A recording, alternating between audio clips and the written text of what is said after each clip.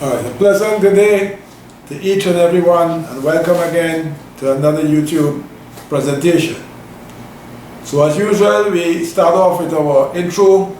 I, Imo Rameses Bakari, your psychologist and life coach from the magical community of Point Fortin in the Republic of Trinidad and Tobago, located in the Southern Caribbean. My mission is to encourage you to increase your self-esteem, to encourage you to increase your self-confidence, to encourage you to develop clear thinking, to encourage you to develop even clearer plans. And this will be done through coaching, through counseling, through writing, through teaching, through speaking, and of course feature addresses will also be part of the mix. So because you are deserving to become the best version of yourselves, and we are prepared to partner with you in 2023 to ensure that this becomes a reality. So welcome once again.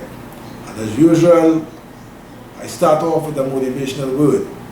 And the motivational word for today's presentation is that aligning with the divine will always ensure that things turn out fine. Once again, by aligning with the divine, that will always ensure that things turn out fine. So ponder on it, align yourself, and allow that fineness to manifest in your lives. So we also remind you of our services. We encourage you to partake in our ongoing courses. The 4-week course entitled The Fundamentals of Public Speaking, costing $1,200 for students and $1,800 for the general public. Our 4-week course entitled Mastering Emotional Intelligence, costing $1,800 for students and $2,500 for the general public. Or our 10-week course entitled The Fundamentals of Psychology, costing $1,300. You can make a one-time payment, 2-part, 3 parts, or 4 parts. We also encourage you to call and book a counseling or coaching appointment. Call and purchase by book conversation, price is 100 TT, 45 EC, or 15 United States dollars. You can also get a book entitled C.L.R. James, done by Bucareni, costing $140. And you can also get a book entitled How Europe Underdeveloped Africa by the late Dr. Walter Rodney, costing $150. So give us a call at 1-868-778-5141, 1-868-779-2544, or email us at leadershipwithadifference@gmail.com. So today's topic is entitled Divine Knowledge versus Secular Knowledge. Now this topic is somewhat similar to a presentation I did probably about 2 years ago entitled Qualification versus Certification. Now this one, when we think of the divine, you know, we have different conceptualization, but of course one of the common conceptualization of the divine is, you know, being like God, or God-like, a God, you know, things that are very delightful, very pleasing, heroes of God in terms of a dictionary definition. We think of knowledge, we think of, you know, information, facts and skills that is acquired and by having a theoretical and practical understanding of a subject. We think of awareness, you know, gaining experience by, you know, dealing with a situation that gives you a certain awareness of that situation. So knowledge is very important to life. As I said in a previous presentation, not mere knowledge, but the application of knowledge. Now, when I think of the divine and when I look at the definition, being like God, or like God, or a God, very pleasing, very delightful, etc. Within that definition, that, you know, there is nothing mentioned about, you know, belief in the Bible. I'm not criticizing anyone if you do believe in it, you know, or any holy text. So I'm saying if something is divine, there is not necessarily a need for that connection. The divine and the power of the divine is felt, is experienced, and it reveals itself, sometimes even beyond the understanding of the person within which it is manifested. So, for example, A person might be in a situation, right, without a defined plan, and yet they will say and do things in perfect order. I am saying that behavior is certainly a reflection of divine knowledge being manifested. An emergency situation may have arisen of whatever form or nature, and the keys, there's an unlocking of the keys that provide answers to solve that emergency situation. Another manifestation of divine knowledge at work. There have been many persons in the course of life, past and present, who are able to mobilize people and organize people as easily as eating their favorite ice cream.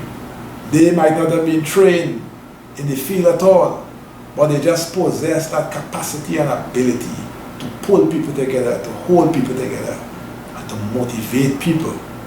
We can think of people as the late great Marcus Mosiah Garvey, a national hero of Jamaica, who lived for a mere 53 years between 1897 and 1940.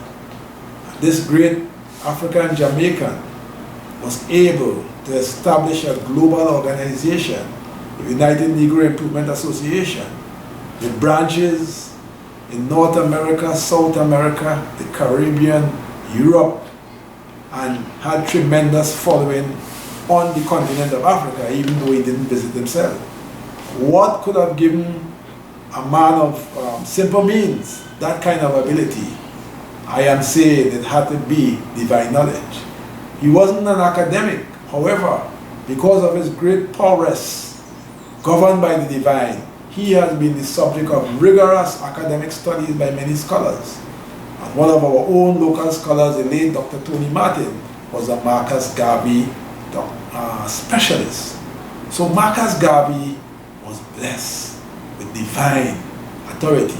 And why I'm saying that too, when we look at the current developments on the continent of Africa and in the diaspora, where there's an awakening and a call being made for unification of the continent, a call that is growing louder for the United States of Africa, a call that is growing louder from all sectors for people both on the continent and the diaspora to work together, because it's the only way that Africans worldwide will gain the respect that apparently we don't have for many different reasons. It's the only way they will get a better handle on the resources to their own benefit. And Marcus Garvey, who died in 1940, coined the slogan so many years ago, one Africa, one aim, one God. And so many years after, people are talking the language of Marcus Garvey. That's another example of divine knowledge and vision that was manifested in this great man. You could think of Tubal Uriah Butler. Came to Grenada, from Grenada to Trinidad and Tobago, and gained his fame and impacted the Caribbean with his activities in the trade union sector, being able to move people in a way that very few leaders were able to do, and again, that kind of power, as in the case of Garvey, was another indication of divine, the manifestation of the divine.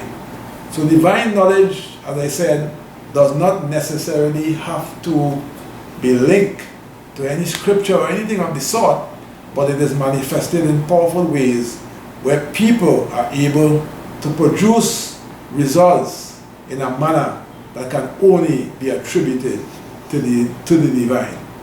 When we think of the construction of the pyramids in ancient Egypt, I remember reading a book many years ago by a Dutch author, something Van Hoosen, and he was trying to discredit the talent and the powers of the ancient Egyptian by saying that the gods visited. But I would like to take that same concept and let them know that although he was trying to discredit them for their ability, it is in fact divine knowledge that was placed within them that allowed them to produce, such wonderful works that manifested the powers of science and mathematics in constructing those pyramids that modern science and technology cannot reproduce. That again was another manifestation of divine knowledge. So divine knowledge, it manifests in us, and we gotta bring ourselves into greater alignment, as I said, in the motivational word. And when we align with the divine, everything will be fine, because divine knowledge is more powerful than secular knowledge.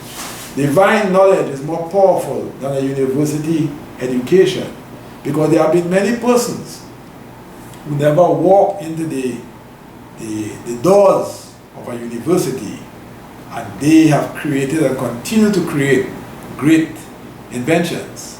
Our ancestors who created the steel pan, they didn't went to university, but because of the divine knowledge placed in them, they were able to develop that steel pan.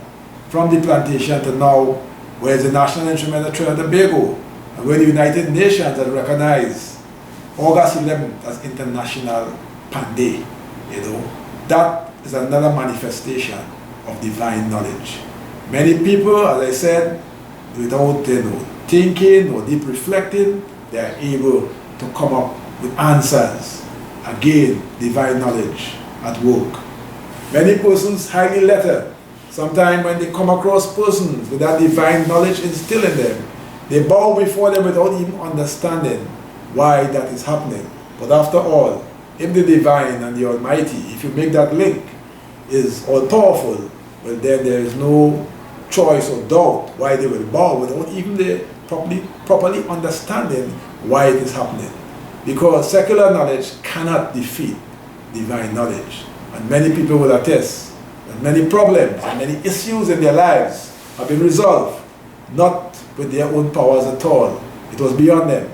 But the manifestation revealed itself in whatever form, and solutions were found. So I'm saying that, we need to look at knowledge in its broadest concept, and when we look at it in the broadest concept, divine knowledge must always be at the pinnacle. I remember the noted African-American psychologist, Nain Akbar, making a point in one of his books that there are many sources to knowledge, and knowledge is not merely scientific, and I certainly agree with him. He spoke about intuitive knowledge, he spoke about knowledge based on experience, he spoke about knowledge from revelation. And if we link the revelation of knowledge in the context of the divine, again, I'm showing you where the divine knowledge will always be supreme. Because, another example I can draw, I remember reading a book by the world-renowned neuroscientist Dr. Ben Carson, where he said, sometimes in the middle of technical surgeries, the path forward wasn't clear, and he had to tap into the divine source. Successful surgery, the patient may not know that such a challenge or challenges existed, but because of the superiority and the power of the divine knowledge source, that will always stand supreme. So I wanted to ponder on that message and recognize where that exists, there is nothing that can surpass the power of divine knowledge. And once we understand that, we will be on a better path to achieve our goals and to deal with the problems of the world. In other words, we need leaders who possess that divine knowledge in them, because many of the problems that we have to solve, it is beyond mere academic or technical training. Without that divine knowledge, we will continue to struggle. So thank you for listening. I know this message has penetrated very deeply. I know you have appreciated it. As usual, I call on you to continue supporting our channel. Subscribe, comment, like, and share the video. Feel free and support us financially by contributing via the account information flashing on the screen, via our YP link, partaking in our ongoing courses, or call us and book a counseling or coaching appointment, or purchasing one of our books. All you got to do is call us at 1-868-778-5141, 1-868-779-2544, or email us at leadership leadershipwithadifference@gmail.com. So thanks again for listening, and always remember that divine knowledge stands supreme. So stay tuned next week for another powerful presentation. Bye.